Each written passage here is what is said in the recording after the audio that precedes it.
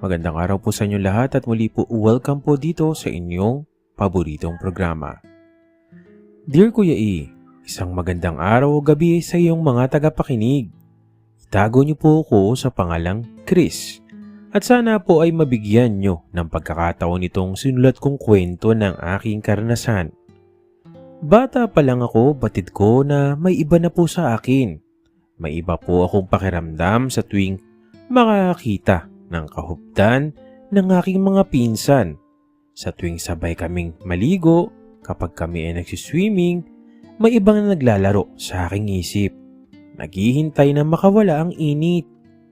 Kahit sa kanilang pagbibihis, may pasulyap akong silip. Isa dito si Onyx, Kuya E.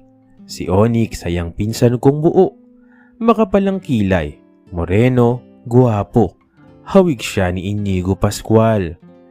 Dahil sa magpipinsan kami ay para sa kanya ay wala namang mali siya na kapag magbibihis siya sa harapan ko. Pero may pasulyap ako sa kanyang trophy na tila champion sa pagkalaki. Lagi tuwing mag-isa ako sa kwarto o banyo, isa yon sa mga iniisip ko. Pampagana ba, Kuya E? Ni-imagine ko noon, Kuya E, na ako nga.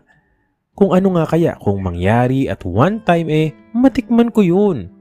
Wala pa akong karanasan pero for sure, gagawin ko ang lahat, mag-enjoy lang at hindi niya makalimutan. Ang hirap ng ganun, Kuya E. Ang pakiramdam ko, yung nasa harap mo na, hindi mo naman pwedeng angkinin. Nasa harap mo na, pwede lang titigan. Hindi naman pwedeng kainin. Ewan ko ba, pati yata sa panaginip, siya pa rin ang pinapantasya ko. Dumating ang isang araw, Kuya E, na may outing ulit kami ng pamilya. Pero sina Mama, hindi raw sasama, kaya doon ako pinatulog ni Tita Emmy, nanay ni Onyx. Kinabukasan ang alis papunta sa isang beach sa Batangas, Kuya E. Malaki ang bahay nila compared sa amin. Pero dahil naroon ang iba pang kamag-anak namin, kaming mapipinsan na lalaki ay magkakatabi sa kwarto ni Onyx na naglatag ng banig. Dahil mga lalaki syempre, magaslaw, Kuya E. Pagkatapos kumain ng hapunan, sinabihan kami ni Tita Emmy dahil sa maaga raw ang alis namin, madaling araw ay dapat maagang matulog. Pero kapag mga ganong eksena, Kuya E, at marami kang kasama, mahirap naman makatulog. Kaya lumabas muna kami ni na Onyx. Malawak, Kuya E, ang bakuran nila at may malawak na kahuyan doon. Wala pa kasing masyadong bahay noong mga panahon na yun. Sa may di kalayuan ay isang burol, Kuya E, na tanaw ang ilang bahagi ng bayan. Maliwanag ang buwan at liwanag ng bituin ng aming ilaw. Hindi na sumama sa amin ang ilang pinsan niya dahil baka raw mapagalitan. Nagmamasid ako sa kapaligiran ng tinawag ako ni Onyx, Kuya E. Na noon, Kuya E, ay hawak ang kanyang paps na nakatindig. Sabi ko, ano yan, insan? Ang lakas naman yata ng tama mo ngayon. Laki, no?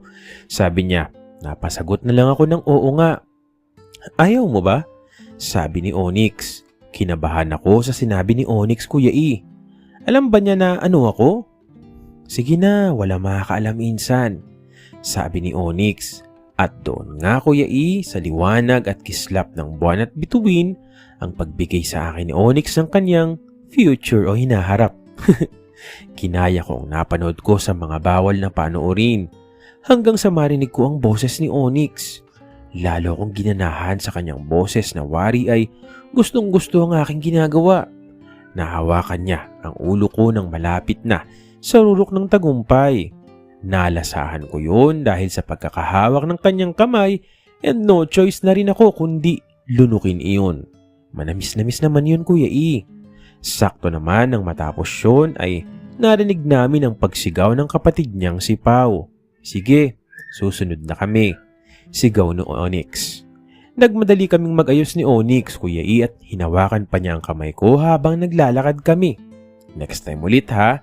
Sabi sa akin ni Onyx, loko ka, ang sakit ng bibig ko, tinodo mo kasi. Sorry naman, next time hindi na. Pero ang galing mo sabi ni Onyx. At that night, Kuya E, tabi kaming matulog ni Onyx kasi pinagtitripan ako. Niyayakap ako tapos kinukuha yung kamay ko. Nilalagay doon sa Kanyang Paps. Sabi ko, loko, may mga kasamahan tayo. Since then, Kuya E, nawili ako kina Onyx at minsan naman sa amin din. Walang nakakahalata na ang dalawang magpinsan ay may milagrong ginagawa. Sinubukan din ni Onyx one time na gawin ang ginawa ko sa kanya, pero hindi raw niya gusto talaga, kaya hinayaan ko na lang at ako na lang ang gumagawa. Natigil ang lahat, Kuya E, na mag-asawa na po si Onyx. Hanggang dito na lang, Kuya E, at pasensya na sa aking kwento. Alam ko naman, walang masyadong dating pero gusto lang itong i-share. Okay, maraming salamat, Chris. At muli, maraming salamat po sa patuloy na sumusubaybay, sumusuporta dito po sa inyong paboritong programa. Maraming salamat po sa inyong lahat.